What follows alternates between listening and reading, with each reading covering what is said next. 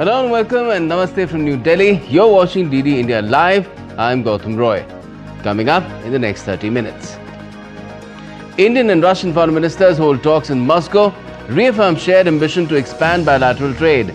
External Affairs Minister Dr. S. Shankar dubs India-Russia ties as steadiest among major ties in the world. The Russian foreign minister says Putin is willing to meet Zelensky provided all issues are worked out in advance, including the question of the Ukrainian president's legitimacy. In a possible breakthrough, a Ukrainian man is arrested in Italy under suspicion of coordinating the 2022 undersea Nord Stream pipelines attacks. And Israel announces first steps of operation to take over Gaza City. Areas to the northwest and southeast of Gaza City targeted. It also approves settlement project which splits the West Bank in two parts.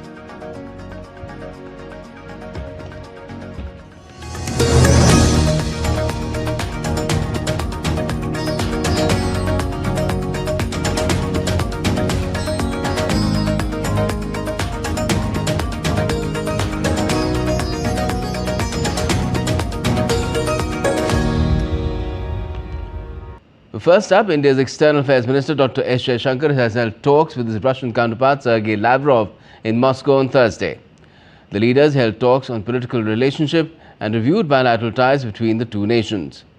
During the meeting, both the countries reaffirmed their shared ambition to expand bilateral trade in a balanced and sustainable manner. Dr. Jaishankar said that the relationship between India and Russia has been among the steadiest of the major relations in the world after the Second World War. India and Russia have been among the steadiest of the major relationships in the world after the Second World War. We reaffirmed our shared ambition to expand bilateral trade in a balanced and sustainable manner, including by increasing India's exports to Russia. This requires swiftly addressing non-tariff barriers and regulatory impediments, enhancing Indian exports to Russia and sectors like pharmaceuticals, agriculture and textiles will certainly help to correct the current imbalance. While Russian Foreign Minister Lavrov said that Russia and India have achieved good results in energy cooperation and Moscow is interested in further joint energy projects with New Delhi. We have good results in cooperation in the sphere of hydrocarbons and the supply of Russian oil to the Indian market. And we have a mutual interest in implementing joint projects for the extraction of energy resources, including in the Russian Federation, in the Far East, and on the Arctic shelf. На Дальнем Востоке и на Арктическом шельфе. Russian Foreign Minister Lavrov also said that President Putin is prepared to meet Ukrainian President Volodymyr Zelensky, but all issues must be worked out through first, and there's a question about Zelensky's authority to sign a peace deal. While responding to another question, Lavrov also said that any presence of European troops in Ukraine would be absolutely unacceptable. The Italian police has arrested a Ukrainian national suspected of coordinating the 2022 Nord Stream pipelines attacks. Identified as Sahil K under German privacy laws, he is accused of helping plant explosive devices near Denmark's Bornholm Island. Acting on a European arrest warrant, the authorities say he faces charges of sabotage, collusion to cause an explosion and destruction of property. Carabinieri officers detained him overnight in Rimini on Italy's Adriatic coast. German prosecutors confirmed the arrest while Italian police offered no immediate comment. Now in the latest news from West Asia, Israel's military has taken its first steps to an operation to take over Gaza City. Israel called up tens of thousands of army reservists and is pressing ahead with its plan to seize Gaza's biggest urban center. It currently holds about 75% of the Gaza Strip. Earlier, Israel's Defense Minister Israel Katz approved this military plan, piling pressure on the Hamas as mediators push for a ceasefire. Hamas had accepted the latest proposal from mediators for a ceasefire. Israel's security cabinet, chaired by Netanyahu, approved the plan to take over Gaza City in early August. The framework that the Hamas had approved proposes an initial 60-day truce, a staggered hostage release, the freeing of some Palestinian prisoners, and provisions allowing for the entry of aid into Gaza.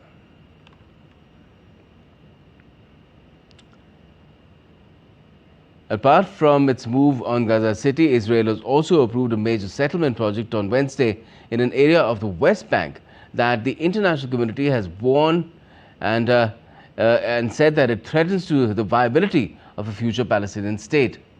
Israel aims to build on 12 square kilometer parcel known as E1 just east of Jerusalem, but the plan had been stalled for years amid international opposition. UN Chief Antonio Guterres has said the fresh settlement poses an existential threat to a contiguous Palestinian state. Talking about peace, I must reiterate that it is vital to reach immediately a ceasefire in Gaza and the unconditional release of all hostages, and to avoid the massive deaths and destruction that a military operation against Gaza City would inevitably cause. Simultaneously, the decision by the Israeli authorities to expand illegal settlement construction which would divide the West Bank must be reversed.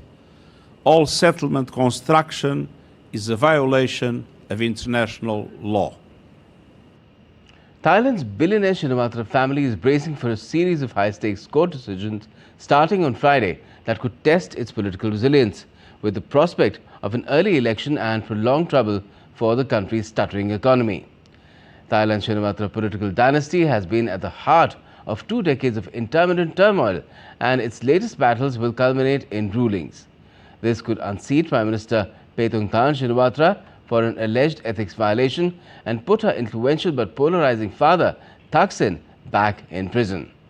A court will on Friday rule if Thaksin, during a 2015 media interview, insulted the powerful monarchy, a serious crime in Thailand which carries lengthy jail terms of up to 50 years.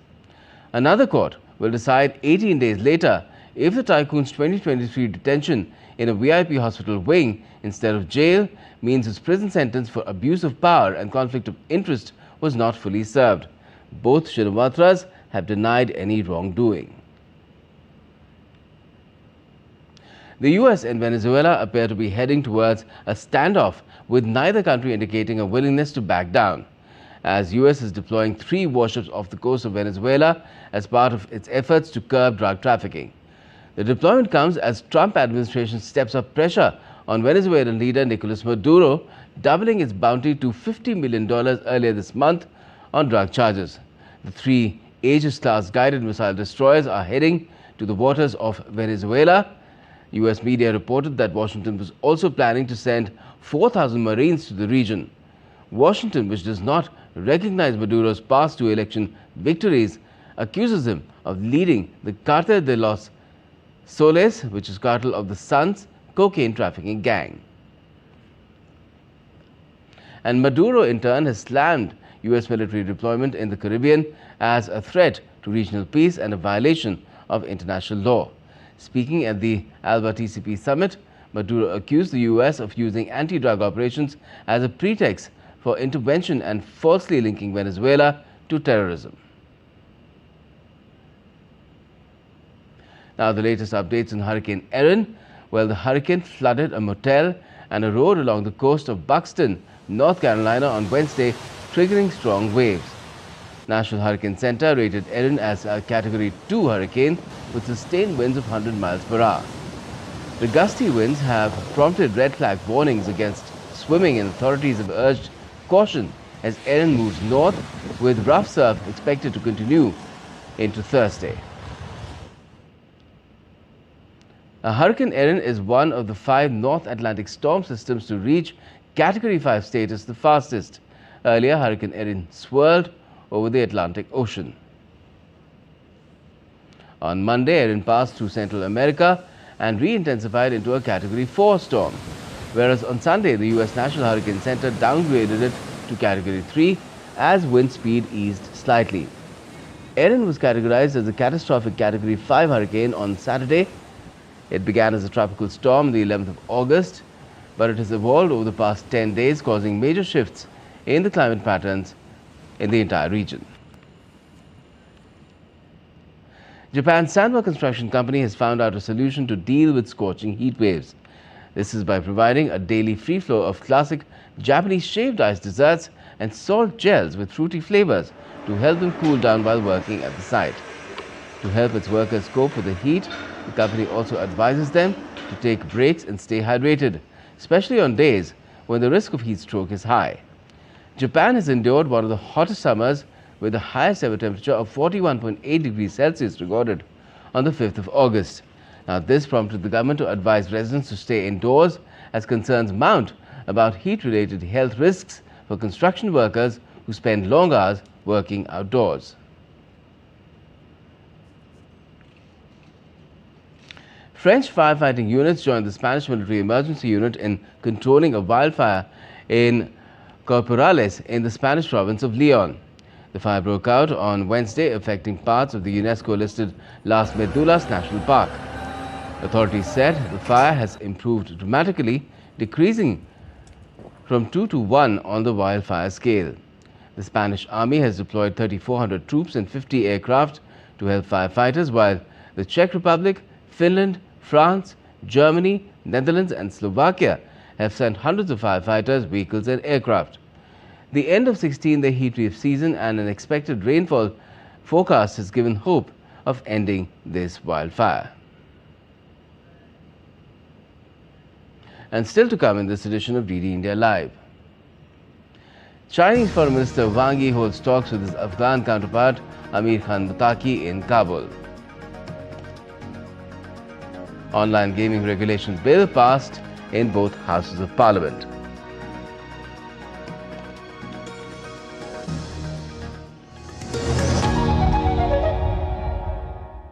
The US launched a bombing campaign against Iran. The Philippines vessel suffered structural damage. The saga of child sexual abuse is the United States China's debt trap strategy. Truth is stranger than fiction. But sometimes hard to uncover.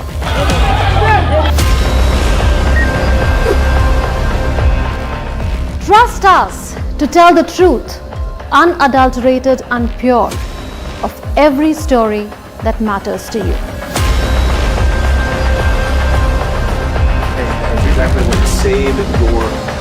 You read between the lines, cut the clutter and connect the dots to get you the full picture. Watch Connecting the Dots at these times with me, only on DD India.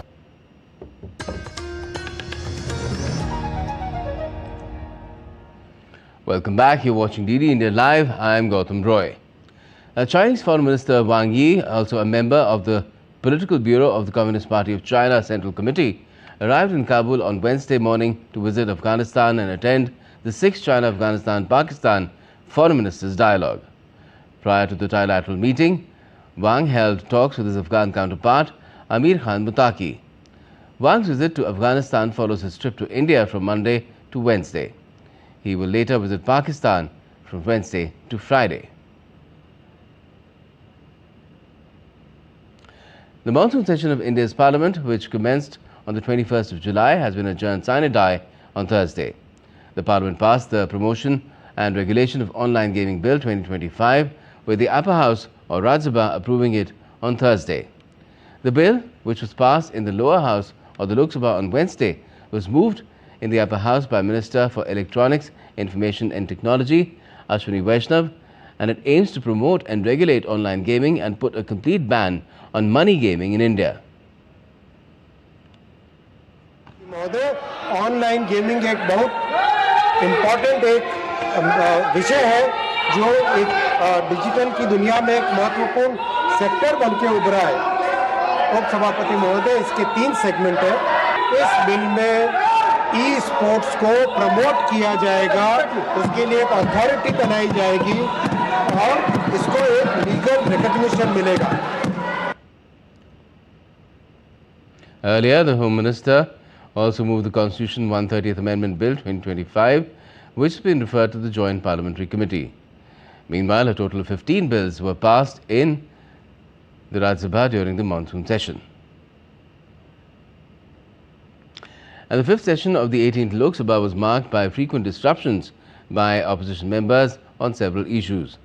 During the monsoon session, 14 bills were introduced and 12 bills were passed by India's lower house, including the Indian Institutes of Management Bill, the Indian Ports Bill, the Merchant Shipping Bill, the Anti-Doping Bill, the National Sports Governance Bill, and the much-debated Promotion and Regulation of Online Gaming Bill, among others.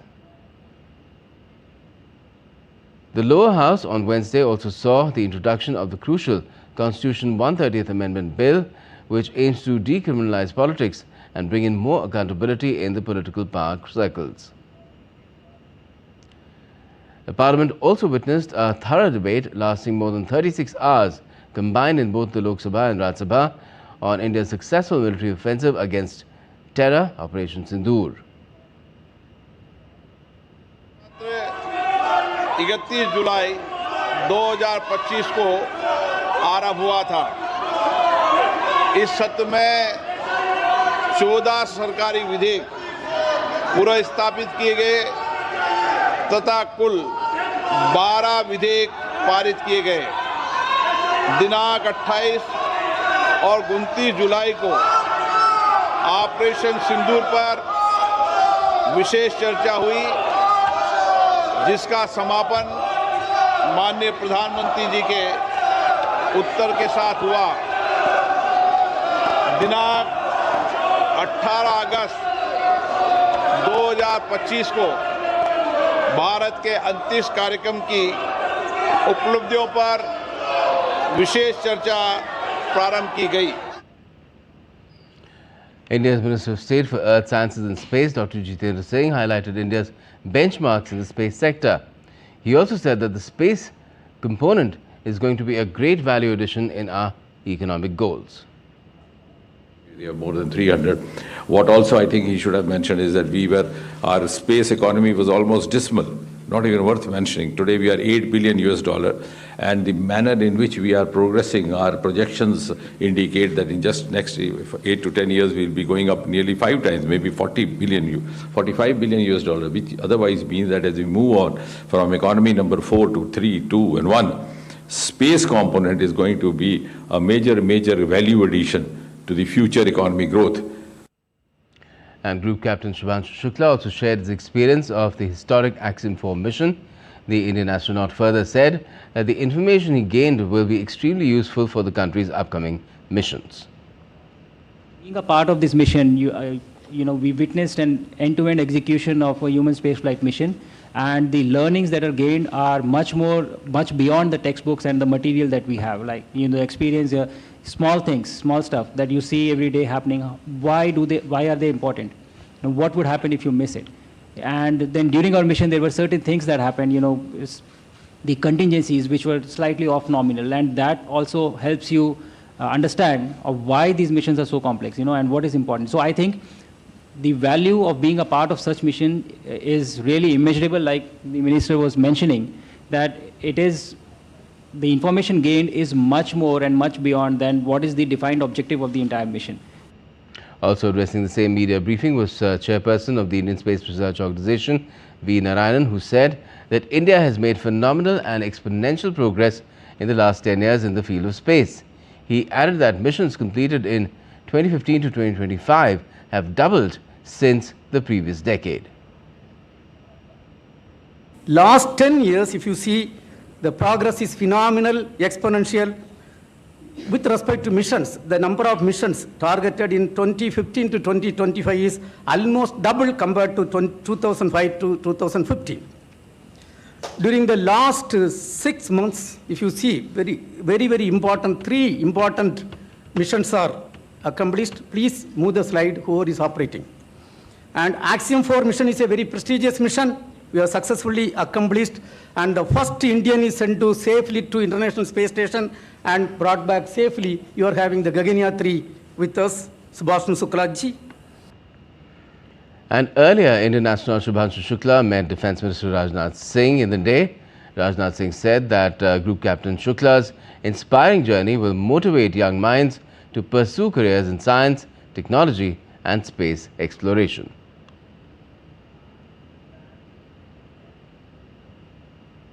Prime Minister Narendra Modi will be visiting Bihar and West Bengal on Friday. During his visit to Bihar, Prime Minister Modi will inaugurate key development projects including the Onta-Simbaria Bridge project, an 8.15-kilometer-long bridge on NH31, including the 1.86-kilometer-long 6-lane bridge over the river Ganga, constructed at a cost of over 1,870 crore Indian rupees. In line with his commitment to world-class infrastructure and developed urban connectivity, the PM will also inaugurate metro railway projects in Kolkata. Let's now take a look at other stories making news as well within the country today. India's Railways Minister Ashwini Vaishnav has announced that 12,000 special trains will be operated on the occasion of Diwali and Chhath festivals. The minister further explained that passengers travelling between the 13th of October and the 26th with return journeys between the 17th of November and the 1st of December will get confirmed tickets along with a 20% discount on return fares under a new experimental scheme. India's consumer watchdog Central Consumer Protection Authority (CCPA) has ordered Rapido to pay penalty of 1 million INR for publishing misleading advertisement and unfair trade practice. The CCPA took cognizance of the misleading advertisements of Rapido that promised consumers auto in 5 minutes or get 50 rupees back and guaranteed auto. The Department of Health Research, that's the DHR, and the Indian Council of Medical Research inaugurated a 2-day regional meeting titled Health Research and Innovations in Public Health, Exchange of Good Practices Across Research Platforms. This took place in New Delhi. Now, the meeting is part of the Regional Enabler for South and Southeast Asia Research for Health platform, which aims to foster solidarity, knowledge sharing and collaboration among participating countries. Now, the Federation of Indian Chambers of Commerce and Industry organized the 22nd Annual Capital Markets Conference 2025 in Mumbai on Thursday. The conference works as a platform for dialogue between policymakers, corporates, intermediaries, investors and other stakeholders of the Indian capital market ecosystem. Addressing the conference, SEBI Chairperson Tuhin Kant Pandey underlined the need for innovation in capital markets, making them safer and more accessible. Innovation in capital market must lower friction and compliance costs for issuers, investors and intermediaries while managing the risk. It should also provide diverse range of opportunities depending upon risk appetite. That's the bar we must set for ourselves. At SEBI, we have worked to shorten IPO timelines, to enable safeguards such as blocking of funds and direct payout, and to establish digital processes that reduce cost and time for everyone. Well, that's it for now in this edition of DD India Live, but let us know your thoughts on the news of the day. For those on the go, you can get all the latest news and updates from India and across the world on DD India's mobile app. It's available on both Android and iOS. Just scan the QR code on the screen and download the app right away. And we'll be back with more news as it breaks here on DD India. I'm Gautam Roy and from all of us here in Delhi, thanks for watching DD India Live.